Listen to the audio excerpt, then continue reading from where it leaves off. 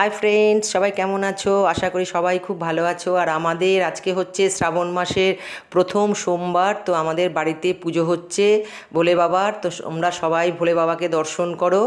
আশা করি সববারই খুব ভালো লাগবে আর তোমাদের দিন খুব ভালো কাটুক, এটাই চাই। সবাই ভালো থেকো, সুস্থ থেকো। আবার দেখা হবে নতুন একটা ব্লগে। আমি খুব ছোট্ট করে তোমাদের আমাদের বাড়ির পুজোটা দেখালাম, মন্দির দেখালাম। সবাই দেখো, খুব ভালো লাগবে। দেখো এই যে মনসা মা খুব তাড়াতাড়ি আসছে পুজো। সবাই আনন্দ করে দেখো আর সবাই খুব ভালো থেকো, সুস্থ থেকো, আনন্দে থেকো। ईशा चंद्रगंधा ओम